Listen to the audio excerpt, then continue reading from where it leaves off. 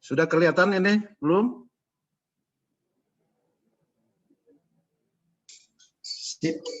Oke, terima kasih.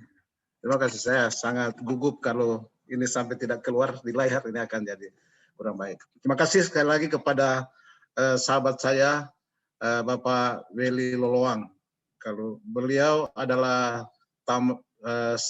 teman sekelas waktu di SMA, kami tamat bersama-sama di SLA Tumpaso 2. Jadi ketika beliau menelepon saya tidak bisa tolak sebab beliau sudah kasih tahu jauh sebelumnya. Jadi saya harus menerima tawaran yang sudah disampaikan ini. Terima kasih pula sebab saya lihat sahabat saya pendeta jemaat, pendeta baru ya kayaknya ya, baru di Bukit Zaitun, selamat melayani di Jemaat Zaitun. Jemaat Bukit Zaitun. Kepada saudara-saudara anggota jemaat yang hadir, kami mengucapkan selamat hari Sabat. Dan saya berpikir untuk tidak terlambat kalau saya mau menyampaikan selamat tahun baru untuk tahun 2021. Sebab ini masih bulan Januari. Kalau minggu depan saya tidak akan menyampaikan lagi. Untung masih bulan Januari. Selamat tahun baru untuk jemaat semua yang sudah hadir bersama-sama. Pada Sabat ini, saya juga mengucapkan terima kasih kepada lagu pujian tadi yang sudah disampaikan bersama cerita anak-anak yang begitu aktif dengan anak-anak sehingga anak-anak mereka semua senang. Terima kasih kepada cerita anak-anak dan kepada lagu pujian yang sudah disampaikan. Sahabat ini saya coba mengambil satu judul, yaitu cara memandang kehidupan. Di dalam kehidupan kita bisa berbeda-beda di dalam cara memandang kehidupan. Saudara sekalian, kalau saudara melihat ini ada batu besar dan ada pohon yang besar dan ada gulungan kertas yang besar-besar. Kalau masing-masing kita bisa melihat akan benda ini, saudara akan ada cara pandang yang berbeda. Seandainya saudara melihat batu ini, kalau ini batu ini ada di Bali, mereka sudah dapat memikirkan patung yang bagaimana, yang bagus, yang akan kita buat dari batu yang besar ini. Mereka melihat sesuatu yang indah, patung. Kalau saudara melihat di samping itu ada pohon yang besar. Apa yang saudara bisa lihat? Kalau saudara adalah seorang tukang bangunan, tukang untuk membangun rumah panggung, waduh, mereka dapat memikirkan akan menjadi rumah panggung yang luar biasa. Satu kali ketika kami masih berada di Sulawesi Tengah, kami melintasi gunung Potong namanya, itu masih hutan lindung. Di samping gunung itu, di bawah gunung, sebab jalan melintasi gunung, kami bersama-sama dengan ketua gereja Sangir Talaut. Dia melihat pohon-pohon yang besar. Waduh, dia bilang ini, kalau dia kebetulan ketua daerah di Sangir Talaut. Dia bilang ini pohon ini kalau di Sangir Talaut sudah jadi perahu ini. Sudah jadi perahu yang digunakan oleh masyarakat sebagai transportasi. Luar biasa. Cara pandang daripada orang-orang berbeda-beda. Nah, saudara sekalian, kalau saudara melihat ada gulungan-gulungan kertas di bawah ini. Apa yang saudara lihat di sana? Mau jadi apa ini kertas ini? Kalau saya sebagai pekerja di percetakan, waduh saya ngilu sekali melihat ini kertas gulungan yang banyak ini. Saya coba memikirkan berapa banyak buku sekolah sahabat yang kita akan apa? Kita akan cetak kalau melihat kertas ini. Jadi cara pandang di dalam kehidupan kita berbeda-beda. Dan sekalian, kehidupan ini ibarat perjalanan yang harus melewati lembah, mendaki bukit atau gunung, menyeberangi sungai. Kadang-kadang jalannya lurus, kadang-kadang berliku-liku, bahkan ada kerikil dan berbatu di mana kita bisa jatuh. Perlu kita dapat berhati-hati, kita melihat bagaimana kehidupan perjalanan kehidupan kita. Dalam Filipi 3 ayat 13 dan 14, Rasul Paulus dia memberikan 3 hal penting di dalam ayat ini. Bagaimana kita cara cara pandang kita terhadap sesuatu dapat mempengaruhi hasil yang kita akan raih. Dalam Filipi 3 ayat 13 dikatakan bahwa saudara-saudara, aku sendiri tidak menganggap bahwa aku telah menangkapnya, tetapi ini yang kulakukan, aku melupakan apa yang telah di belakangku dan mengarahkan diri kepada apa yang ada di hadapanku. Ayat 14. Dan berlari-lari kepada tujuan untuk memperoleh hadiah, yaitu panggilan surgawi dari Allah dalam Kristus Yesus.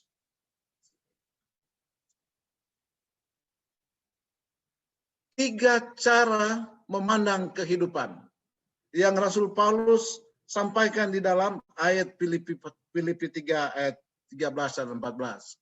Yang pertama, cara pandang pertama itu memandang ke belakang, yaitu memandang masa lalu. Saudara sekalian, kalau kita memandang ke belakang, tahun 2020 telah lewat. Sekarang kita berada di bulan pertama, di Sabat terakhir untuk tahun 2021, bulan Januari.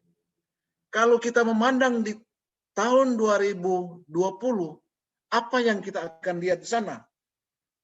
Rasul Paulus katakan memandang masa lalu, maka kita akan melihat 2 hal. Yaitu kita akan melihat kegagalan di waktu yang lalu dan keberhasilan. Rasul Paulus dia memberikan nasihat, dikatakan bahwa saudara-saudara, aku sendiri tidak menganggap bahwa aku telah menangkapnya, tetapi ini yang kulakukan. Aku melupakan apa yang di belakangku. Apakah betul kita melupakan? Kita melupakan apa yang ada di belakang kita. Jangan kita terlalu lama melihat keberhasilan kita di waktu yang lalu, sehingga kita tidak akan berbuat apa-apa di waktu yang kita boleh melihat akan keberhasilan waktu lalu. Tapi dikatakan bahwa dan mengarahkan diri kepada apa yang ada di depan. Rasul Paulus, dia memandang keberhasilan. Dia mencatat beberapa hal membuat Rasul Paulus bangga. Saudara sekalian, saat kita berpuas, saat kita bangga dengan keberhasilan kita, berarti kita berhenti. Kita berhenti pada titik puas itu. Jadi kita melihat ke belakang dan kita mengarahkan pandangan. Lupakan keberhasilan di masa lalu, sebab Tuhan akan membuat perkara-perkara yang lebih dahsyat lagi di hadapan kita. Rasul Paulus, apa yang di belakang, dia katakan bahwa aku menganggapnya sampah. Itulah cara yang pertama. Di dalam 2 Korintus 5 ayat 17, jadi siapa yang ada di dalam Kristus, ia adalah ciptaan baru, yang lama sudah berlalu. Dan sekalian, ketika kita datang pada Kristus, maka kita adalah ciptaan baru untuk menghadapi tahun yang baru ini yang penuh dengan tantangan. Wahyu 5:21, ia duduk di atas takhta itu berkata, lihatlah, aku menjadikan segala sesuatu baru. Kita telah dibuat baru untuk dapat menciptakan, melakukan hal yang lebih baik lagi untuk tahun 2021. Yang kedua, cara kedua, memandang sekitar, memandang masa kini. Filipi 3 di ayat 13 dikatakan, bagian akhir dikatakan, mengarahkan diri kepada apa yang ada di hadapan kita. Cara kedua, jangan kita meninggalkan realita kehidupan kita yang ada sekarang. Sebab kita harus apa? Kita harus menghadapinya. Kemanapun kita pergi, kita akan dihadapkan kepada hal yang sama.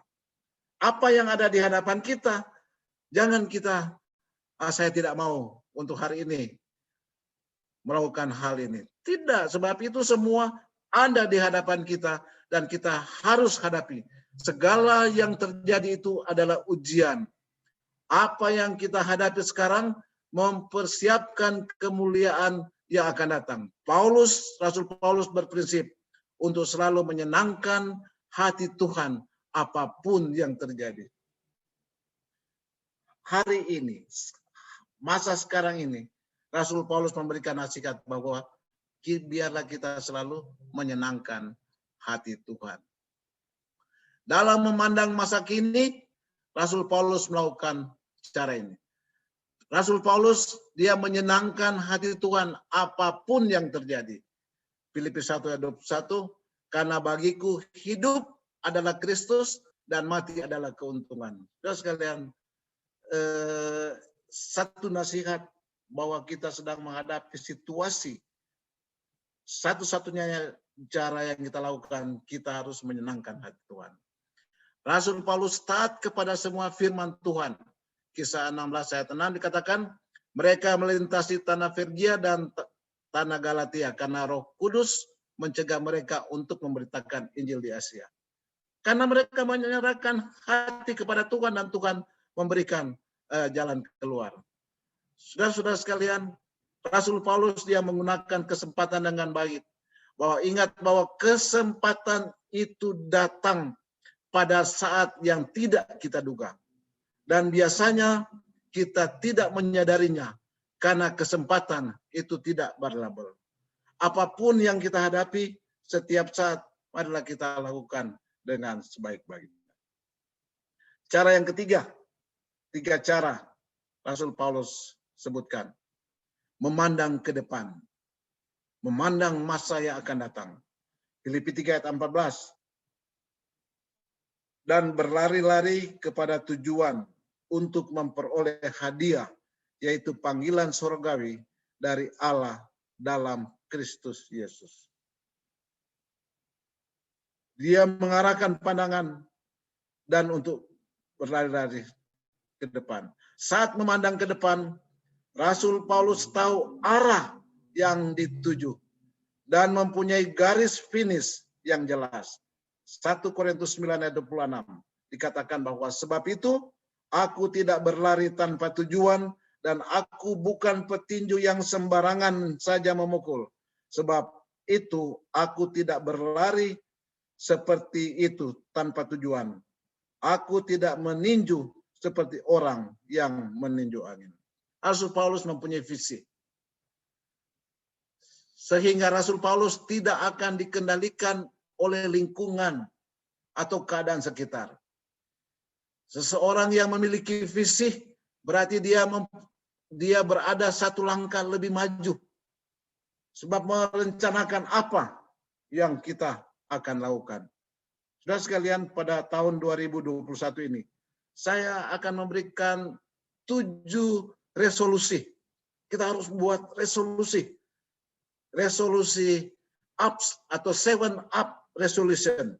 7 ups resolution yang perlu kita lakukan pada tahun 2021 ini. 7 ups, bukan minuman ya, minuman 7 ups, tapi 7 up resolution yang perlu kita terapkan di dalam kehidupan kita. 7 resolusi up Yang pertama, wake up. Wake up berarti kita bangun dan bersukacita dengan Tuhan. Kalau tahun 2020 kita lagi malas-malas, sekarang kita apa? Bangun. Yesaya 60. Saya senang ini ayat ini. Ayat 1 ya, ayat bersangkutan tadi. Ayat pertama ayat 1 dikatakan, bangkitlah menjadi teranglah, sebab terangmu datang dan kemuliaan Tuhan terbit atasmu. Bangkit. Kalau kita selagi duduk berdiri, menjadi teranglah, sebab terang Tuhan datang dan kemuliaan Tuhan terbit. Kalau kita tidak, tetap kita duduk, tetap kita tidak bangkit, kapan terang Tuhan akan muncul? Tidak akan pernah muncul terang Tuhan. Bangun berarti bangun untuk menjadi terang. Bangun sama dengan bangkit dari ketiduran rohani. Wake up supaya kita bisa apa? Menjadi terang. Sebab sesungguhnya kegelapan menutupi bumi dan kekelaman menutupi bangsa-bangsa, tetapi terang Tuhan terbit atasmu dan kemuliaannya menjadi nyata atasmu. Ayat 3. Senang ini kalau kita bisa baca. Bangsa-bangsa berduyun-duyun datang kepada terangmu dan raja-raja kepada cahaya yang terbit bagimu. Saya tadi di acara apa itu saya mendengar cerita anak-anak tadi dibilang bahwa Esau datang dengan 400 orang, 400 tentara yang terlatih, yang gagah perkasa.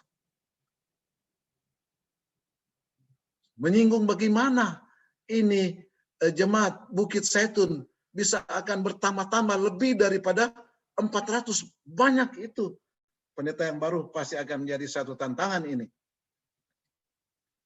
Akan datang bangsa-bangsa berduyun-duyun, bukan satu-satu datang. Karena apa? Karena melihat terang Tuhan telah terbit di atas apa? Anggota jemaat yang ada di Bukit Zaitun. Menjadi tantangan bagi pendeta jemaat yang baru untuk melakukan hal ini. Wake up, bangun. Yang kurang semangat, mari kita bersemangat. Pemimpin sekolah sahabat tadi dikatakan, tidak ada yang lain kita lakukan selain daripada apa? Menginjil, dan menginjil. Ini adalah resolusi yang pertama. Memang dahulu kamu adalah kegelapan, tetapi sekarang kamu adalah terang di dalam Tuhan. Sebab itu, hiduplah sebagai anak-anak terang. Efesus 5 ayat 8. Sebab itu janganlah kita tidur seperti orang lain, tetapi marilah kita tetap terjaga dan waspada. Tahun 2021 merupakan tantangan yang kita perlu berjaga-jaga dan waspada. 1 Tesalonika 5 ayat 6. Di awal tahun baru ini kita rindu agar kita semua memiliki tujuan yang nomor satu, agar di tahun baru ini kita dapat dimampukan untuk menghidupkan kehidupan yang menunjukkan bahwa kita adalah anak-anak terang. Kita adalah anak-anak terang. Yang kedua, dress up. Berpakaikan tabiat Kristus. Galatia 5 ayat 22. Tetapi buah roh ialah kasih, sukacita, damai sejahtera, kesabaran, kemurahan, kebaikan, dan kesetiaan. Galatia 5 ayat 23. Kelemah lembutan, penguasaan diri, tidak ada hukum yang menentang hal-hal itu. Saudara sekalian, mari kita berpakaikan kebenaran, tabiat Kristus. Kalau tabiat Kristus kita, orang bisa melihat, wah ini jemaat Bukit Zaitun, hebat. Memang ini orang-orang Advent ini memang hebat. Tetapi kalau akhirnya mereka berkata bahwa, wah orang Advent sama saja ini orang Advent dengan bukan Advent. Rasa menjadi tanggung jawab. Tetapi kita harus dress up, berpakaikan tabiat Yesus. Yaitu kita ulangi, baca berkali-kali dalam Galatia 5 ayat 22 dan 23.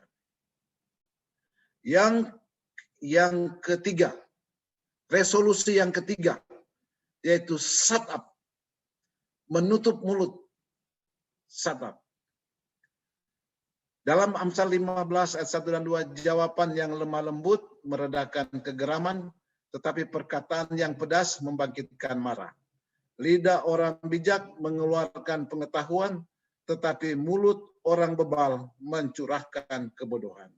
Kita harus waspada mengeluarkan kata-kata kita yang baik, yang membuat semangat bagi orang-orang yang ada di sekitar kita. Itu yang menjadi tantangan di dalam kehidupan kita.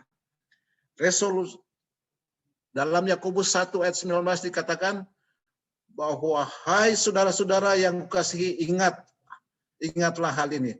Setiap orang hendaklah cepat untuk mendengar, tetapi lambat untuk berkata-kata dan juga lambat untuk marah. Nasihat bagi kita untuk kita dapat cepat-cepat berbicara. Biasanya kalau yang suka banyak bicara, apakah ini wanita atau pria ini? Kita semua tahu. Kalau yang jago-jago bicara tentunya yang wanita ya, cepat sekali untuk apa? Setiap orang hendaklah cepat dengar dulu, tetapi lambat untuk berkata-kata dan juga lambat untuk marah. Kalau itu kita terapkan ini, maka kita kita menjaga mulut kita, lidah kita, sehingga apa yang kita lakukan itu semua untuk berkenan kepada Tuhan. Yang keempat, stand up, berdiri teguh dalam kebenaran. Di dalam Roma 5 ayat 3 dan 4 dikatakan, dan bukan hanya itu saja, kita malah bermegah dalam kesengsaraan kita. Karena kita tahu bahwa kesengsaraan itu menimbulkan ketekunan. Dan ketekunan menimbulkan tahan uji. Dan tahan uji menimbulkan pengharapan. Dalam Yosua 24 ayat 15 dikatakan, tetapi aku dan seisi rumahku, kami akan beribadah kepada Tuhan. Kita ambil tujuan, resolusi untuk tahun 2021, kita berdiri teguh dalam kebenaran, apapun itu. Tuhan akan memberikan kekuatan bagi kita. Dalam Yakobus 1 ayat 2-4 dikatakan, saudara-saudara, anggaplah sebagai suatu kebahagiaan apabila kamu jatuh ke dalam berbagai-bagai pencobaan. Sebab kamu tahu bahwa ujian terhadap imanmu itu menghasilkan ketekunan. Dan biarkanlah ketekunan itu memperoleh buah yang matang, supaya kamu menjadi sempurna dan utuh, tak kekurangan suatu apapun. Kita harus tetap teguh, berdiri di dalam Tuhan. Yang kelima, yaitu look up. Resolusi yang kelima yaitu look up, memandang ke atas. Saya senang kalau saya teringat kepada renungan pagi 2016 sepanjang tahun. Kita telah membaca judul renungan pagi itu, pandanglah pada Yesus. Saudara sekalian, di dalam situasi seperti ini, tidak ada yang kita bisa membuat kita lebih kuat, lebih selain daripada kita berdiri dan memandang kepada Yesus. Sebuah lagu yang dalam lagu Sion yaitu pandanglah pada Yesus. Lihatlah wajahnya yang mulia dan lenyaplah kesenangan dunia. Dalam terang kemuliaannya, di dalam setiap langkah, mari kita memandang kepada Yesus. Setiap saat kita menghadapi persoalan yang banyak, tetapi kalau kita selalu memandang kepada Yesus, Yesus akan memberikan kekuatan kepada kita. Di dalam Yohanes 14 ayat 6 dikatakan, maka kata Yesus kepadanya, aku inilah jalan dan kebenaran dan hidup, seorang pun tiada sampai kepada Bapa kecuali dengan aku. Tidak ada jalan lain selain daripada kita memandang ke atas, yaitu memandang kepada Yesus. Yang keenam, yaitu mencari Tuhan. Reach up. Mencari Tuhan. Yesaya 55 ayat 6 dikatakan, carilah Tuhan selama ia berkenan ditemui, berserulah kepadanya selama ia dekat. Saudara sekalian, kita dapat mencari Tuhan. kita dapat menemukan Tuhan kalau kita datang kepada Tuhan. Dikatakan bahwa carilah Tuhan selama ia berkenan ditemui, berserulah kepadanya selama ia dekat. Bila firman Tuhan berkata, katakan bahwa cari Tuhan selama ia berkenan ditemui, berarti tidak berarti waktu di mana Tuhan berkenan ditemui dan ada waktu di mana Tuhan tidak berkenan ditemui. Ketika kita datang kepada Tuhan dengan sungguh-sungguh, Tuhan berkenan ditemui. Tetapi kalau kita tidak sungguh-sungguh datang kepada Tuhan, Tuhan juga tidak akan kita temui. Waktu di mana Tuhan berkenan ditemui, inilah waktu merupakan kasih karunia yang harus kita responi dengan sungguh-sungguh. Saudara sekalian, mencari Tuhan bukan dari sisa waktu. Dari sisa waktu kita yang hanya tersisa kelelahan tubuh setelah kita beraktivitas sehari penuh. Tetapi kita mencari Tuhan haruslah memberi waktu yang terbaik dari seluruh hidup kita. Jadi 24 jam hidup kita harus menjadi milik Tuhan. Artinya dalam setiap aktivitas yang kita lakukan, kita melakukannya untuk kemuliaan nama Tuhan. Kita mempunyai resolusi untuk mencari Tuhan. Di mana waktu yang terbaik? Apakah waktu yang terbaik untuk Tuhan ketika kita sudah capek bermain? Setelah selesai dari kantor main bulu tangkis capek, datang pulang di rumah buru-buru untuk mencari Tuhan. Saudara sekalian, kita semua mau melakukan hal yang lebih baik. Ibu Manueke, dia katakan, mari kita mengambil waktu yang terbaik untuk Tuhan bisa ditemui.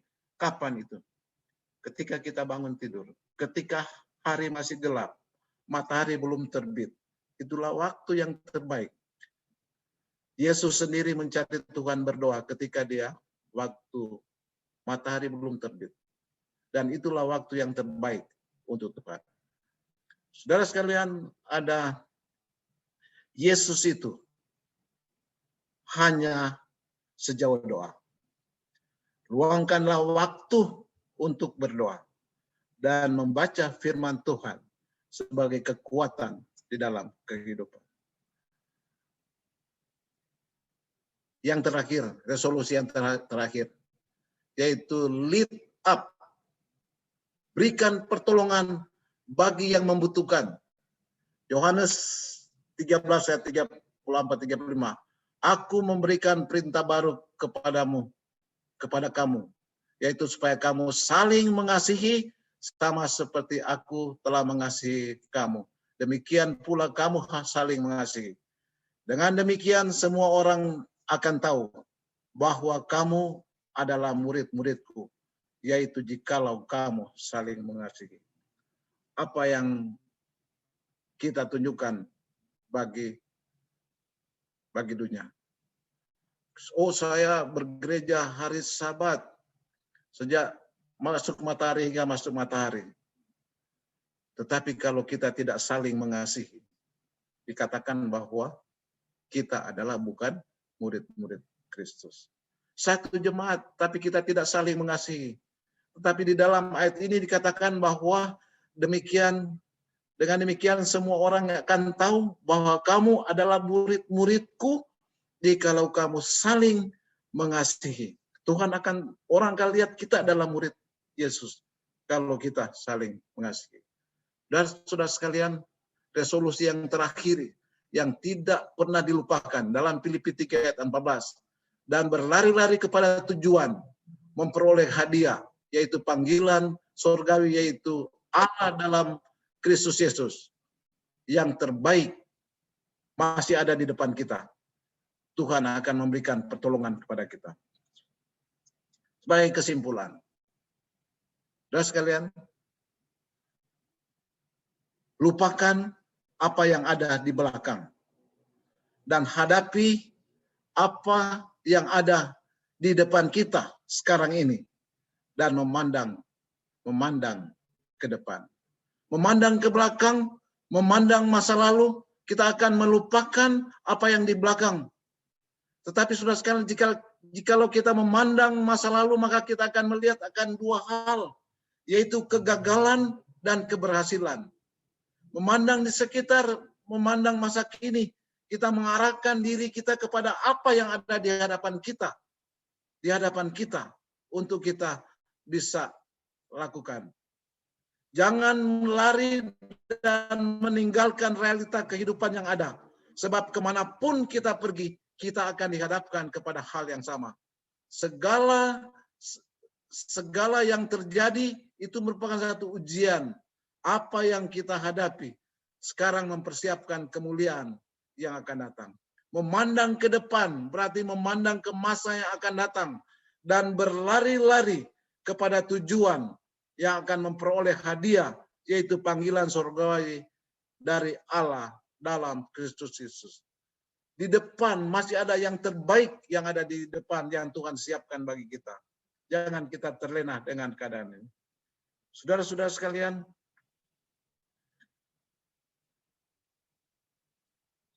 kalau melihat di dalam kehidupan, masing-masing kita punya beban.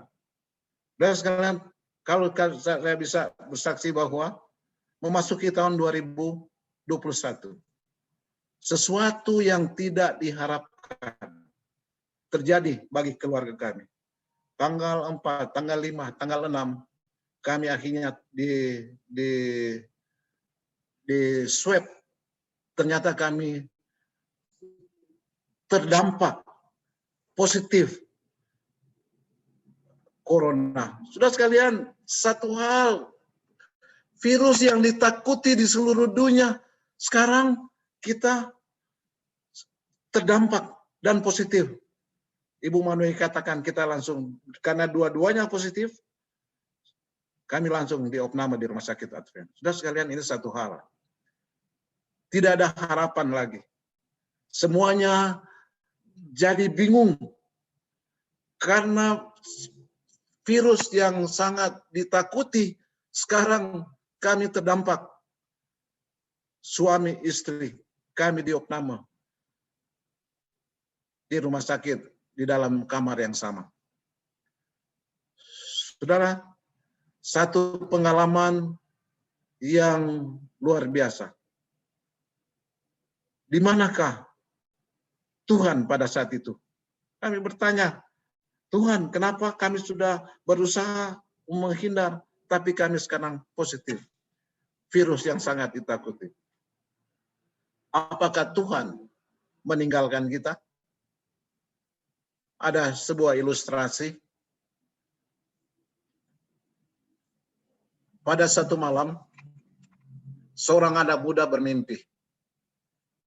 Mimpinya ia sedang berjalan di tepi pantai dengan Tuhan dan melintasi pasir dengan cahaya sehingga sangat jelas terlihat ada dua pasang tapak kaki. Satu pasang kakinya dan satu pasang lagi itu satu pasang dari kaki daripada Tuhan Yesus.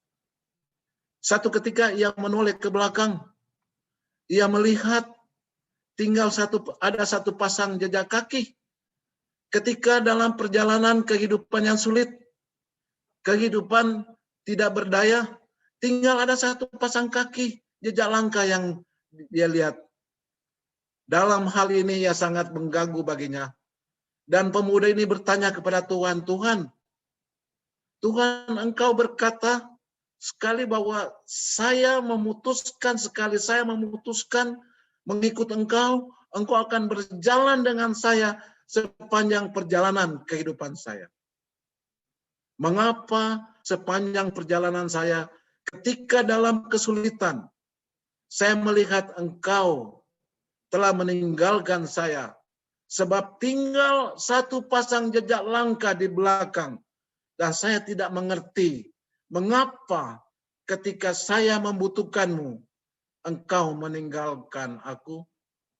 Gelisah ini anak muda ini. Tetapi Tuhan, jawab Tuhan, anakku yang kukasihi, saya mencintai engkau. Saya mencintaimu. Saya tidak pernah meninggalkanmu selama waktu kesusahanmu. Dan ketika engkau melihat hanya satu pasang jejak langkah, itu berarti langkah saya.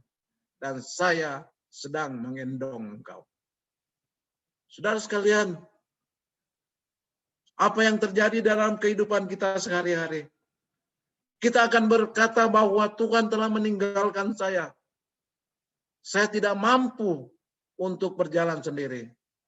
Tetapi saudara sekalian, janji Tuhan, ketika kita dalam kesulitan, tinggal ada satu pasang jejak langkah di belakang, berarti Tuhan sedang menggendong kita.